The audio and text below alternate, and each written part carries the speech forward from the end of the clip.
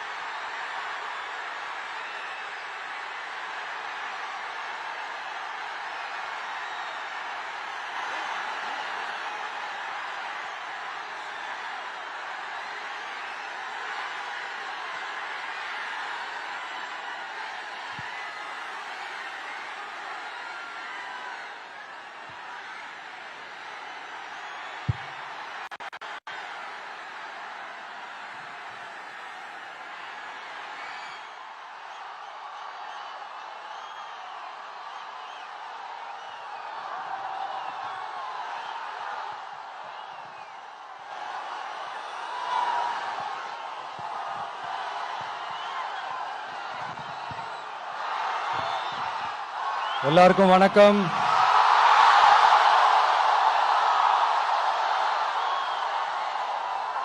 எல்லாரும் எப்படி இருக்கீங்க? சாப்பிட்டீங்களா?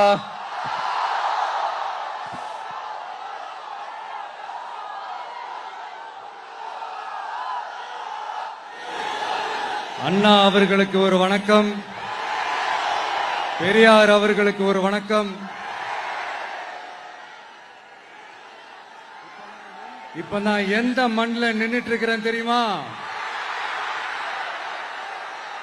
ஒரு ஆண்டவர் அன்போட நெல்லுக்கடை மாரியம்மன் அன்னை வேளாங்கண்ணி ஆசியோட கடல் தாய் மடியில் இருக்கிற என் மனசுக்கு ரொம்ப நெருக்கமான நாகப்பட்டினம் மண்ணில் இருந்து நின்று பேசிட்டு இருக்கிறேன். என் நெஞ்சில் குடியிருக்கும்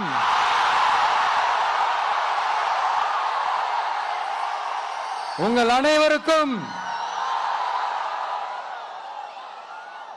என்னைக்குமே ஒரு மீனவ நண்பனா இருக்கிற இந்த விஜயோட அன்பு வணக்கங்கள். இந்த கப்பல் இருந்து வந்து இறங்குற இந்த பொருட்களை எல்லாம் விற்கிறதுக்காக அந்த காலத்துல அந்தி கடையெல்லாம் நாகப்பட்டினத்தில் இருக்கும்னு கேள்விப்பட்டிருக்கிறேன். மீன் பிடிக்கிற தொழில், மற்ற தொழில்கள், இந்த விவசாயம், எந்த பக்கம் திரும்பினாலும் எப்படி பார்த்தாலும் உழைக்கிற மக்கள் இருக்கிற ஊர் தான் நம்ம நாகப்பட்டினம் ஊர். மத வேறுபாடே இல்லாத அனைவருக்கும் பிடித்து போன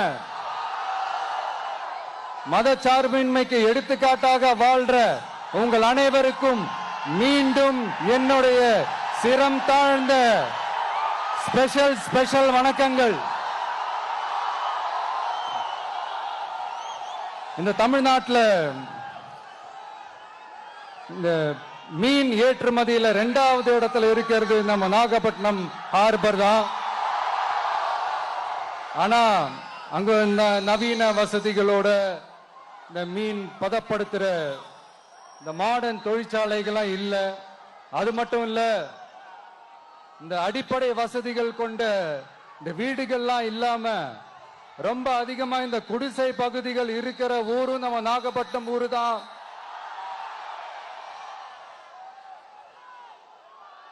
இந்த முன்னேற்றத்திற்கெல்லாம் எங்கள் ஆட்சி தான் சாட்சி. அப்படி இப்படின்ட்டு இந்த அடுக்குமொழியில பேசி பேசி அது நம்ம கேட்டு கேட்டு காதுல இருந்து ரத்தம் வந்ததான் மிச்சம்.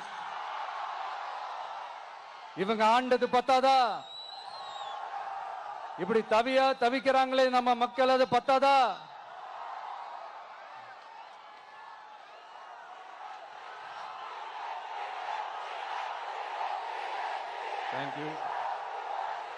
தேங்க்யூ. இந்த இலங்கை கடற்படையால நம்ம மீனவர்கள் தாக்கப்படுறதையும்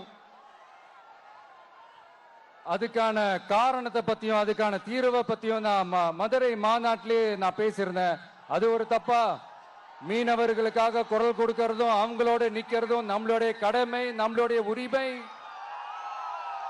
நான் என்ன இன்னைக்கு நேத்தாங்க அவங்களுக்காக குரல் கொடுக்கிறேன். இதே நாகப்பட்டினத்துல 14 வருஷத்துக்கு முன்னாடி 2011 February 22 இதே நம்ம மீனவர்கள் தாக்கப்பட்டதை கண்டிச்சு ஒரு பொதுக்கூட்டம் ஒண்ணு நடத்தணும் இல்லையா? இந்த விஜய் களத்துக்கு வர்றது ஒண்ணு புதுசு இல்ல கண்ணா. எப்போ எப்போ எப்போ வந்தாச்சு. என்ன ஒண்ணு, முன்னாடிலாம் விஜய் மக்கள் இயக்கம் என்ற அந்த இயக்கமா நிற்போம். இப்ப தமிழக வெற்றி கழகம் என்ற அந்த ஒரு அரசியல் இயக்கமா நிக்கிறோம். அவ்வளவுதான் வித்தியாசம். அன்னைக்கும் சரி, இன்னைக்கும் சரி, இனிமேலும் சரி, மக்களுக்காக மக்களோட நிக்கிறது தான். இது புரிய வேண்டியவங்களுக்கு புரிஞ்சா சரி.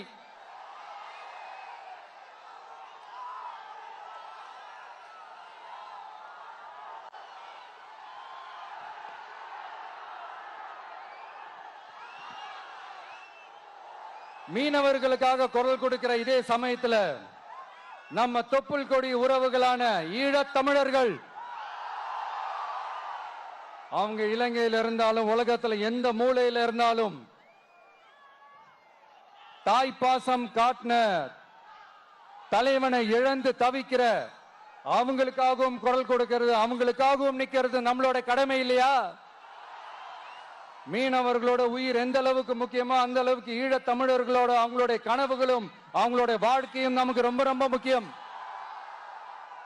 நம்ம மீனவர்கள் படுற இந்த கஷ்டத்தை எல்லாம் பார்த்து ஒரு பெருசா ஒரு கடிதம் ஒண்ணு எழுதிட்டு அதுக்கப்புறம் கப்சிப்னு சைலண்டா போறதுக்கு நாம ஒண்ணு இந்த கபட நாடக திமுக அரசும் கிடையாது. மத்த மீனவர்கள்னா இந்திய மீனவர்கள், நம்ம மீனவர்கள்னா தமிழக மீனவர்கள். இப்படி பிரிச்சு பார்த்து பேசுறதுக்கு நாம ஒண்ணு பாசிச பாஜக அரசும் கிடையாது.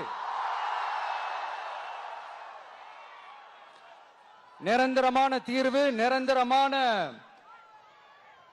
ஒரு இந்த ப்ராப்ளத்தை சால்வ் பண்றதுதான் நம்மளுடைய ஒரு முக்கியமான ஒரு அஜெண்டாவே. சரி, இப்ப நம்ம நாகப்பட்டினம் ஏரியாவுக்கு வருவோம்.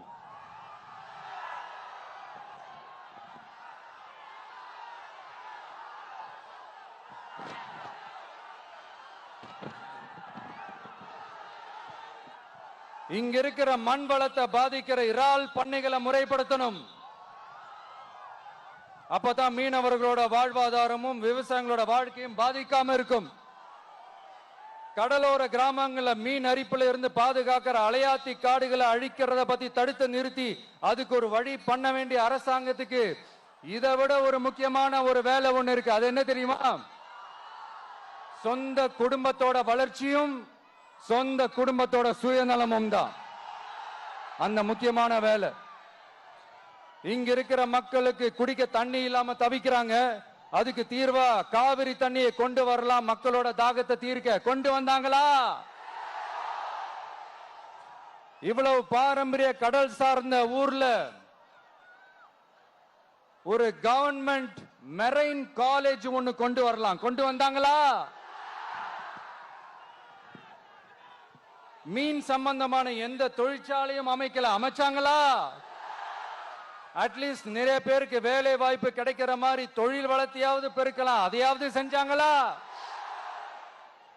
ஆனா ஒவ்வொரு டைமும் வெளிநாட்டுக்கு டூர் போயிட்டு வர்றப்பெல்லாம் அத்தனை கோடி முதலீடு, இத்தனை கோடி முதலீடு சிஎம் அவர்கள் சிரிச்சுக்கிட்டே சொல்லுவாரு. சிஎம் சார், மனசை தொட்டு சொல்லுங்க, வெளிநாட்டு முதலீடா இல்ல வெளிநாட்டுல முதலீடா? ஒட்டுமொத்த தமிழ்நாட்டுக்கும் முதலீடா இல்ல உங்க குடும்பத்தோட முதலீடு வெளிநாட்டுக்கு போகுதா? வேளாங்கண்ணி, நாகூர், கோடியக்கரைன்னு இங்க இருக்கிற டூரிஸ்ட் பிளேஸ் எல்லாம் கொஞ்சம் நல்லா டெவலப் பண்ணலாம். பண்ண என்ன குறைஞ்சா போயிடுவீங்க? வேதாரண்யம் பகுதியில் உப்பு ஏற்றுமதி செய்யறதுக்கு வசதியை செஞ்சு கொடுக்கலாம். செஞ்சாங்களா? நாகூர் ஆண்டவர் அரசு மருத்துவமனையில பிரசவம் பார்க்கிற டாக்டரே இல்லையா? நாகப்பட்டினம் புது பஸ் ஸ்டாண்டையாவது சுத்தமா சுகாதாரமா வச்சுக்கிறாங்களா? நாகப்பட்டினம் ரயில்வே ஸ்டேஷன் வேலைகளை சீக்கிரமா முடிச்சு வைக்கலாம், அதையாவது செஞ்சாங்களா? இங்க ஏற்கனவே இருந்த ஸ்டீல் ரோலிங் மில்லையும் ரயில் பெட்டி தயாரிக்கிற தொழிற்சாலை மூடிட்டாங்க. அத மறுபடியும் திறந்தா நிறைய பேருக்கு வேலை வாய்ப்புகள் கிடைக்கும். ஏன் அதை பத்தி யோசிக்கல? மேலக்கோட்டை வாசல் NH மேம்பாலம் கட்டி 50 வருஷம் ஆச்சு. அது சரியா மேம்படுத்தலாம், அதை செஞ்சாங்களா? Thanjavur to Nagapattinam NH road வேலை பல வருஷமா நடக்குது, இன்னும் முடிச்ச பாடே காணும். அதை வேகப்படுத்தி முடிச்சிருக்கலாம், அதையாவது செஞ்சாங்களா? ரொம்ப முக்கியமா நெல்லு மூட்டையெல்லாம் மழை காலத்துல வெள்ளத்துல நனைஞ்சு நம்ம விவசாயிங்க எவ்வளவு வேதனைப்படுறாங்க. அதுக்கு சரியான ஒரு குடவுன் கட்டி தரலாம், அதையாவது கட்டி தந்தாங்களா? எலெக்ஷனுக்கு முன்னாடி திமுக காரங்க வந்து செய்வோம் செய்வோம் செய்வோம் செய்வோம்னு சொன்னாங்களே, செஞ்சாங்களா?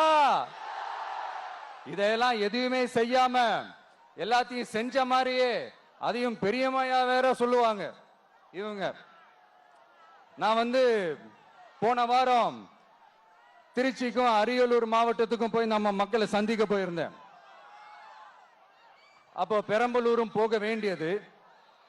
அங்க சில ரூல்ஸ் அண்ட் ரெகுலேஷன்ஸ், ஒரு கட்டத்துக்கு அப்புறம் இந்த பஸ்ஸே மூவ் ஆகல. அதுக்கப்புறம் அதை தாண்டி ஒரு டைமுக்கு மேல பேசுறது, சரி அதெல்லாம் விடுங்க. இந்த நேரத்தில் பெரம்பலூர் பகுதி மக்களுக்கு நான் மன்னிப்பு கேட்டுக்கிறேன். சீக்கிரமாவே உங்களை தேடி நான் வருவேன் ஃபார் ஷுவர். நம்ம வந்து இந்த டூர் பிளான் இந்த ஷெட்யூல் போட்டதுக்கு அப்புறம் அது என்னப்பா சனிக்கிழமை சனிக்கிழமை சனிக்கிழமை அப்படின்னு ஒண்ணு ஸ்டார்ட் ஆச்சு. அது ஒண்ணும் இல்ல, உங்க எல்லாரையும் வந்து பார்க்கும்போது உங்களுக்கு எந்த விதமான டிஸ்டர்பன்ஸும் இருந்துடக்கூடாது. முக்கியமா உங்களுடைய வேலைகளுக்கு எந்த விதமான டிஸ்டர்பன்ஸும் இருந்துடக்கூடாது அப்படின்ற ஒரே காரணத்துக்காக தான் இப்படி வீக்கெண்டா பார்த்து இப்படி இந்த பிளானை ஷெட்யூல் பண்ணோம். லீவு நாட்கள்ல ஓய்வு நாட்கள்ல வரணும்ன்றதான் அந்த எண்ணமே. அது மட்டும் இல்ல, அரசியல்ல சில பேருக்கு நம்ம ஓய்வும் கொடுக்கணும் இல்லையா? அதனாலதான் இந்த ஓய்வு நாட்களா பார்த்து இப்படி செலக்ட் பண்ணோம். சரி, இப்ப நம்ம மக்களை சந்திக்கிறதுக்கு, நம்ம சொந்தங்களை சந்திக்கிறதுக்கு எத்தனை கட்டுப்பாடுங்க. அந்த இடத்துல பர்மிஷன் இல்ல, இந்த இடத்துல பர்மிஷன் இல்ல. ஆனா அதுக்கான காரணங்கள்லாம் நீங்க கேட்டீங்கன்னா சொத்தையான காரணமா இருக்கும். அங்க பேசக்கூடாது, இங்க பேசக்கூடாது, 5 நிமிஷம் தான் பேசணும், 10 நிமிஷம் தான் பேசணும். நான் பேசுறதே 3 நிமிஷம் தான். அதுலயும் அது பேசக்கூடாது, இதை பேசக்கூடாதுன்னு சொன்னா அப்புறம் தான் எதை தான் பேசுறது. அரியலூர்ல போனப்போ நான் கரெக்டா அந்த ஊருக்கு போறதுக்கு முன்னாடி ஒரு அந்த ஏரியாலேயே அந்த பவர் கட்டு. அப்புறம் நான் திருச்சிக்கு போய் நான் பேச ஆரம்பிச்சதுக்கு அப்புறம் அந்த ஸ்பீக்கருக்கு போற அந்த வயரு கட்டு. இல்ல நான் தெரியாம தான் கேட்கிறேன் சிஎம் சார். ஃபார் எக்ஸாம்பிள், இப்ப ஒரு RSS தலைவர் இங்க வராருன்னு வச்சுக்கோங்க, இல்ல நம்ம பிரதமர் மோடிஜி அவர்களோ இல்ல உள்துறை அமைச்சரோ இங்க வராருன்னு வச்சுக்கோங்க. இந்த மாதிரி கண்டிஷன்ஸ் எல்லாம் போடுவீங்க, இந்த மாதிரி பவர் கட் பண்ணுவீங்க, இந்த மாதிரி வயர் கட் பண்ணுவீங்க. கொஞ்சம் கட் பண்ணி தான் பாருங்களேன். முடியாதுல, பேஸ்மெண்ட் அதிரும்ல. நீங்க தான் மறைமுக உறவுக்காரர்களாச்சே. இதாவது பரவாயில்லைங்க. இதை தாண்டி ஒரு ரூல் ஒண்ணு போட்டாங்க, பஸ்ஸுக்குள்ளேயே இருக்கணுமா, பஸ்ஸை விட்டு வெளியில வரக்கூடாதான், கையை இவ்வளவுதான் தூக்கணுமா, இப்படியே வரணுமா, மக்களை பார்த்து சிரிக்காத, மக்களை பார்த்து கையசைக்காத, இப்படியெல்லாம். ஐயோ ஐயோ ஐயோ, நானும் என்னவோ ஏதோ நினைச்சேங்க. செம்ம காமெடியா இருக்குங்க. I am just enjoying like anything. நேரடியாவே கேட்கிறேன், சிஎம் சார் மிரட்டி பாக்குறீங்களா? அதுக்கு இந்த விஜய் ஆள் இல்ல சார், அதுக்கு நாம ஆள் இல்ல சார். என்ன செஞ்சிருவீங்க? மேக்சிமம் கொள்கைய சும்மா பேருக்கு மட்டும் வச்சுக்கிட்டு குடும்பத்தை வச்சு கொள்ளையடிக்கிற உங்களுக்கே இவ்வளவு இருந்தா, சொந்தமா உழைச்சி சம்பாதிச்ச எனக்கு எவ்வளவு இருக்கும்?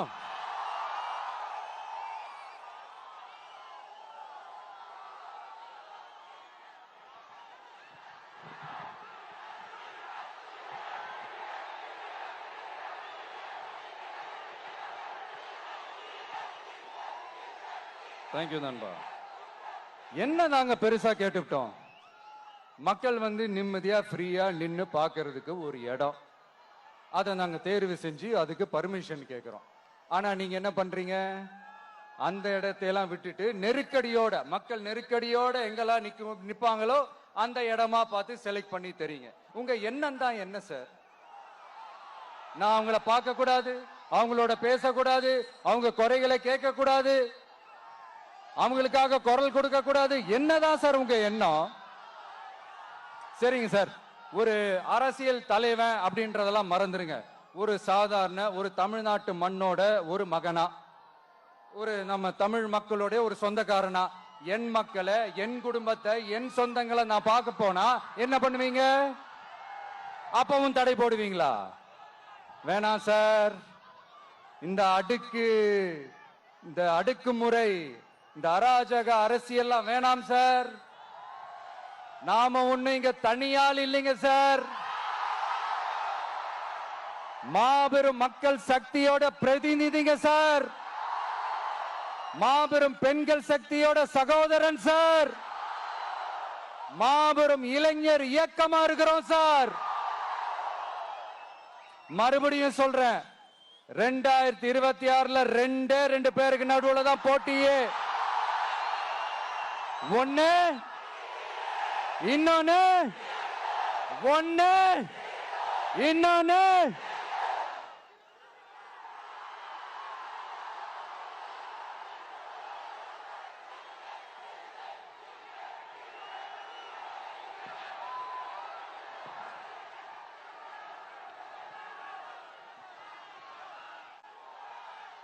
இந்த பூச்சாண்டி வேலையெல்லாம் காட்டுறதை விட்டுட்டு தில்லா கெத்தா நேர்மையா எலெக்ஷனை சந்திக்க வாங்க சார்.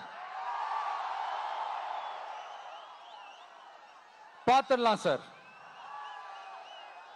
கொள்கையை பேருக்கு மட்டும் வச்சுக்கிட்டு குடும்பத்தை வச்சு தமிழ்நாட்டை கொள்ளையடிக்கிற நீங்களா, இல்ல தமிழ்நாட்டில் இருக்கிற ஒவ்வொரு வீட்டுக்குள்ளேயும் ஒருத்தனா இருக்கிற நானா, இந்த விஜயா? பார்த்துடலாம் சார். இனிமேலும் இந்த தடைகள்லாம் போட்டீங்கன்னா நான் நேரடியா மக்கள்கிட்டயே பர்மிஷன் கேட்டுருவேன். மக்களே நீங்க சொல்லுங்க, நான் உங்களை பார்க்க வரக்கூடாதா? நான் உங்களோட பேசக்கூடாதா?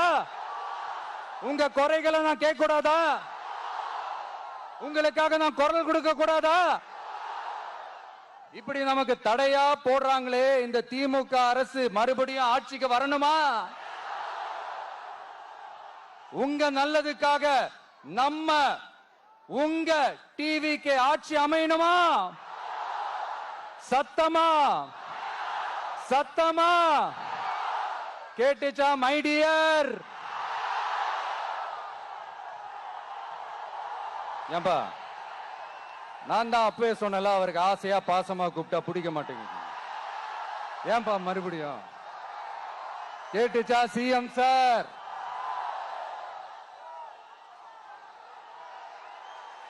இந்த போர் முழக்கம் உங்களை ஒரு நிமிஷம் கூட தூங்க விடாது, துரத்திக்கிட்டே வரும். கான்பிடண்டா இருங்க, நல்லதே நடக்கும், வெற்றி நிச்சயம். மீண்டும் சந்திக்கும் வரை நன்றி, வணக்கம்.